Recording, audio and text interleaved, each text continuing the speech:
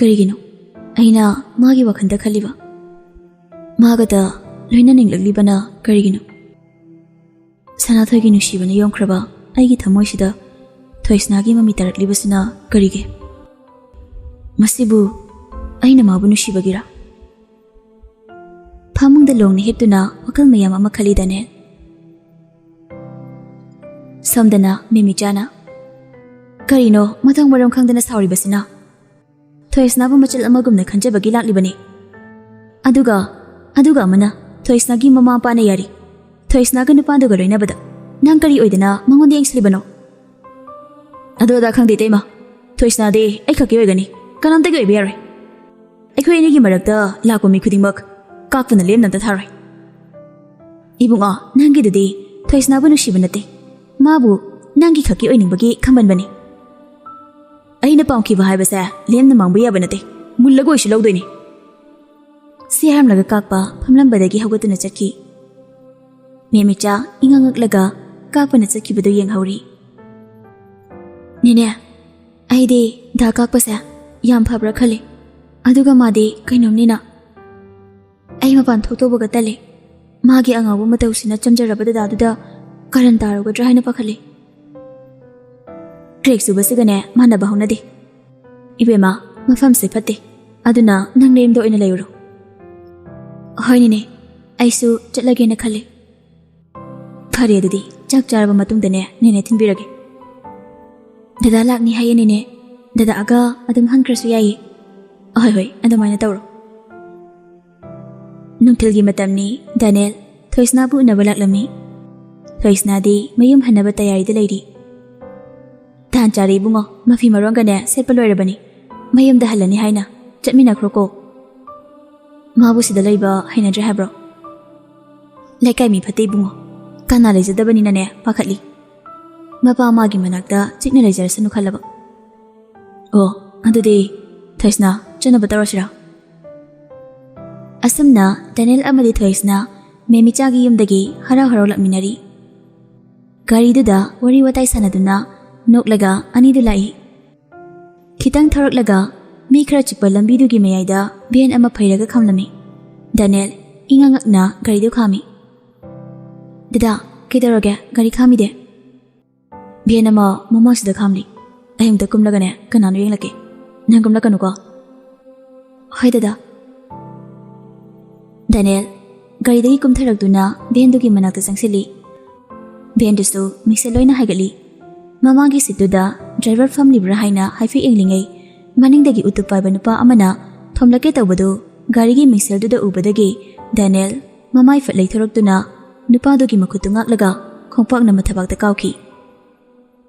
Nupado, Nemai the Kielagataki. Garam the Kinukangaude, Kaisu Banupa Ama Muchenturi. Pibam Duga, Tauribe acting Duga, Amuktaiba, Auba Kayana, no Podamaya Faukirani. Danielgi Manaka Sensilatuna, Danielgi Puktuda, Highway Hater Boy, Puna de Yadabai Maonda, Kini Hector Jokes Tile.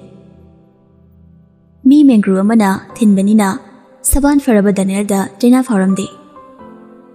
Tilak Libamakut Anidu, Tafai, Mabuktuda, Kompak Nahagatan the Kauki. Nakan the Ladiba, Kombadu Napado, Sujak Natric Takri. Tanjadu the laptop na. Dada, I will got you. Daniel Bucket na, Magi Gari to give Manata Sensilei. Twice na Yoram the Buddha, Hena Bakakri. Daniel, a hope of consider. Twice na. Nasi the giddy, Nam Ekaki or Gadamni. Lausasi. Si Haina, Twice Nagi Makut the Pirate Chindi Kapana. Da Kapa, I would have the Pio. Cart Hogunupado, Yam Pamim Onine. Nange Kakine, Kanatagi Berry. Tanjatuda, Maningdagi, Kapagi Mananganduda, Kompang Kautari. Kapa Pai Tulaga, Mapama Mother Uplagatai. Danielna, Twisnaki Mukut Pai. Twisna, Nagashotodigo. I came to Todi Dada. Lausasi. Si Hiraga, Mumaili Tuna, Jakitawi. Maningdagi, a hobo conselda. Oi! Hero Saba, Nansaki Biare. Daniel, Mamis Lago on Tori. Kakpa, Mamit Mana Yung Bamakay, Daniel Gimanagda, Purposang Silaga, Daniel Gimapug the Kauri. Daniel longna haithaki. Daniel sauna fu hogiraklaga kakpaga funarai. Thoisna na mafam aduda dada haina lauraga kapli. Tanjadada chingda singchiluba miyoi khara lakpadagi funabadu khamdarai. Kakpa Daniel da sauna inglamnaga mafam adudai chirki. Daniel su Thoisna ga loinena garida tonglaga halakli. Laibak thibani haigadra tanja chadabani haigadra lambi tangkhai chalakpada garido start makri. Fana kana yanabu hotne adubu yaba kaubu lekhidi. Namistu samta silai. Anakpada workshop di laredana mi fau lana tai. Upai litana Daniel rasbu phone taroga kaukri. Ningtham thau oibadina num ina zarja takiduna pumamamli. Kausing harabgi khonjal tabada sangsargi angan masak udrabasu namit tare habadi Thoisna su khangli. Masadu ipa pakhali. Dada namisu tara mali. Taras to yorokri habro. Yorani dada leshidi nangbu yam kirabane. Puksel chawpa dada ga leirabada aina kiba phawgadrane. Ngihaki matung rasu workshop ki mi ga loinana lakli. Daniel gi gari yadabadu workshop ki mi singduna yengli. Noyani na kamai tawdoiba namisu ta tare. Kaino kamai tawdoiba haibu. Asu amna thinglaba kansida mabu moimba thinbirugadro. Ine naibu phanamta khalaroi. Ine danatana lekai gi mina khangkhrusu Thoisna bu phanangang biroi. Aina maram oiraga laibak thirabi magi musida kokpa ngamnaroidaba dakphuma tahanbada ai pamde. Ai mabu lakshilagi haina khale. Sabas aduni dana. What is the real hero di nangni? Thoisna adudi nang da Daniel ga chakhrone ha. Thoisna ikaina mamonok chei. Asamna Daniel amadi Thoisna chenba haidu oiri. Daniel na mayumda direct pusilai. Mamin usadrasu Thoisna. Thoisna gi ingtap saba matawduda Purnima na Thoisna bu nuksijarami. Bubok pili. Sana thoina phajabadi hendedana. Mamit ude kaina hantana khanba yadi. Asangba paisa puthoklagane luhongjingai mamit ase hana operation tawnaba tawsi. Aise dumaina khalini bo. Magi marabuk thijaba maongsida nasuna mabu karamna nusikhibana haiba khangawdre. Nuksibagi horakphamse kanana su khangba ngamba nate. Ibe masigi mingse Thoisna haiba natra. Ahoibubo. Maming phawba manarap tawidako. Nungaire. Karangana laklamlabadi nga ga thonglagane pisaba yabani. Sidai hena karangan kalamladi jelamdabasu yai. Nongali chatnabi ki matungina ahal kharaga loinana Debras nupi mayumda paw haidakpa chatlami.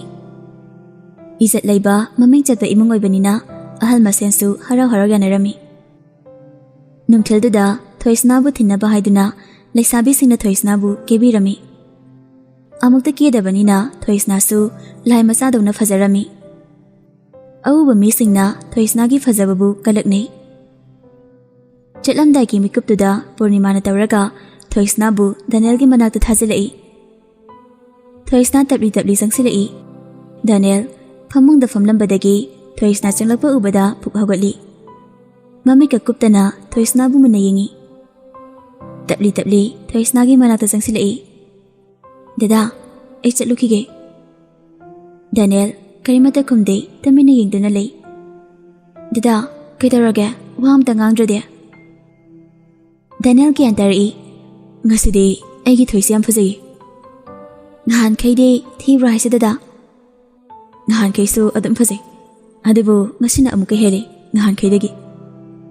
Dada na aibu nuksibi basa aigide khwaidegi laiba phabane. Mapoksimagi Dadagi seva tawduna lenjage. Kairaba aigi thamoibu nangi nuksibana mapungoina samjanbikibane. Mapoksimagi nangboina thadokloi. Nangde aigi thamoigi mabemane. Luhongjingai bisu operation tawnaba tawrasi. Maming leba doctor amaga hajikta wari saramane. Thoisna mapungni nuksina kablai. Aigi damak dadana asuk yamna wabiba. Ayam harawai dada. Aibu punsi chupa nuksibiyuko. Angaw biside asigidamak thaoina kapladana Nafigase onthokna pamukre. Si haina haina Daniel na Thoisnabu mathanungda nushina konsili. Chahi mangagi matungni umanggongi masak oire laikagi misingna tamin chipon ngangnare. Aidi mama hoiba ngamdabi chaboktabini aiduna. Thoi adumaina kapkano dada nungaide. Isabu kaino ama heyoklaga loire. Bab chelabi haibada ayhakse oiramgani ko dada. Toklomi nangba nang lerekpa homdada leiba mama ampagi minusi fangdraba ngangsingdugi maraktagi khwaidagi nungsiba nga makhalagane isa sakna yoklase. Abok medha amadi ine siladasu hairabani imaga babagadasu hairi.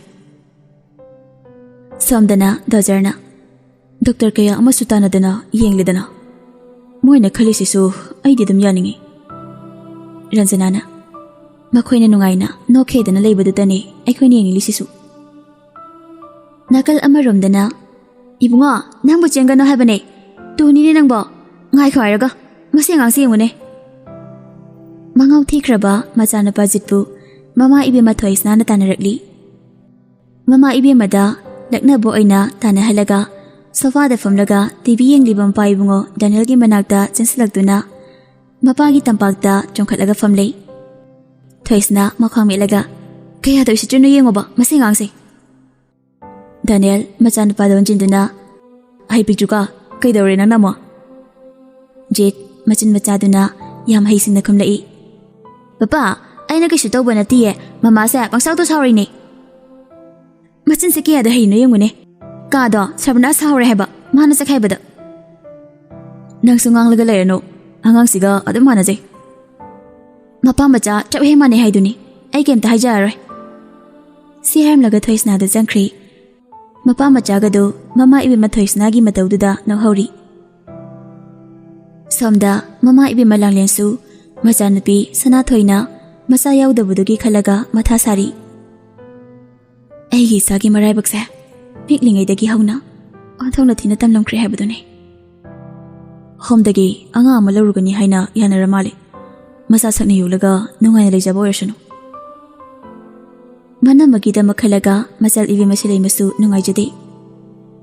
Ina magi laibaksa onthongna thi habadune khara nungaijarakpaga awabada adum nangi.